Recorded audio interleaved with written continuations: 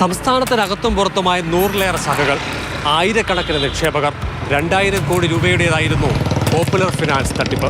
2020 ആഗസ്റ്റിലാണ് നിക്ഷേപകരെ ആകെ കബളിപ്പിച്ച് പോപ്പുലർ ഫിനാൻസ് ശാഖകൾ പൂട്ടിയത്. നിക്ഷേപം സ്വീകരിക്കാൻ അനുമതിയില്ലെന്നിരിക്കെ അത് മറച്ചുവെച്ച് നടത്തിപ്പുകാർ കോടികൾ ഡിപ്പോസിറ്റ് വാങ്ങി. പിന്നീട് നിക്ഷേപം സ്വീകരിച്ചുകൊണ്ട് നൽകിയത് ഷെയർ ഹോൾഡർ എന്ന നിലയ്ക്കുള്ള രസീതുകളും. ചുരുക്കത്തിൽ ആസൂത്രണം ചെയ്ത തട്ടിപ്പാണ് പോപ്പുലർ ഫിനാൻസിലുണ്ടായത്.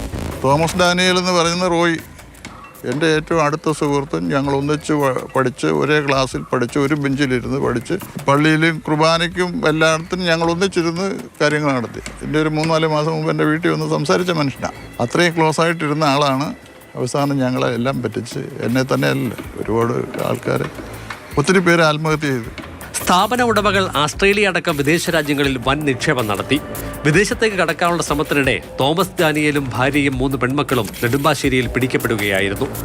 6000-ഓളം കേസുകൾ സംസ്ഥാനത്ത് രജിസ്റ്റർ ചെയ്തു. ഇതിൽ ഇപ്പോൾ CBI അന്വേഷണം പുരോഗമിക്കുന്നു.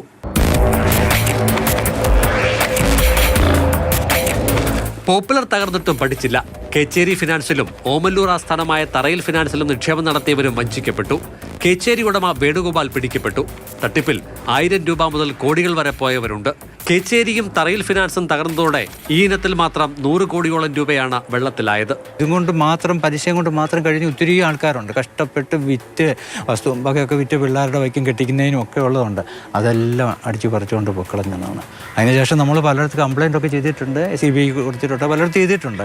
പക്ഷേ അതിൻ്റെ ഒന്നും ഒരു റിപ്പോർട്ട് നമുക്ക് കിട്ടുമോ, ഒരു എൻക്വയറി വരുമോ, ഒന്നുമില്ല. തറയിൽ ഫിനാൻസ് തട്ടിപ്പുകാരിൽ സജി സാം ആദ്യം പിടിയിലായി. ഭാര്യ റാണി കീഴടങ്ങി. PRD കുറീസ് ആയിരുന്നു പിന്നീട് കബളിപ്പിക്കലിന്റെ ആസ്ഥാനം.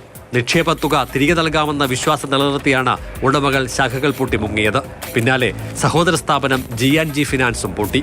ഉടമകളിൽ ഗോപാലകൃഷ്ണൻ നായരും മകൻ ഗോവിന്ദും കീഴടങ്ങി. മറ്റൊരു പ്രതി സിന്ധുവിനെ ദിവസങ്ങൾക്ക് മുൻപ് ക്രൈംബ്രാഞ്ചാണ് അറസ്റ്റ് ചെയ്തത്. 15% വരെ പലിശ എന്നതായിരുന്നു സ്വകാര്യ പണമിടപാട് സ്ഥാപനങ്ങളിലേക്ക് പണമെത്തിച്ചത്. ഉറവിടം വെളിപ്പെടുത്തേണ്ടാത്ത കോടികളും ഇവിടെ കുന്നുകൂടി. എല്ലാ തട്ടിപ്പ് കേസുകളിലും ബഡ്സ് ആക്ട് ചേർത്തിട്ടുണ്ട്. ചുരുക്കത്തിൽ പ്രതികൾ 7 വർഷത്തിനിടെ നടത്തിയ എല്ലാ ഇടപാടുകളും അസാധുവായി. തൽഫലമായി സ്വത്തുക്കൾ കണ്ടുകെട്ടിക്കഴിഞ്ഞു. 4.5 വർഷക്കാലം പൂട്ടിപ്പോയത് 5 സ്വകാര്യ പണമിടപാട് സ്ഥാപനങ്ങൾ. പത്തനംതിട്ട ജില്ലക്കാർക്ക് മാത്രം നഷ്ടപ്പെട്ടത് 1000 കോടിയിലധികം രൂപ. CK Abhilal, Mathrubhumi news.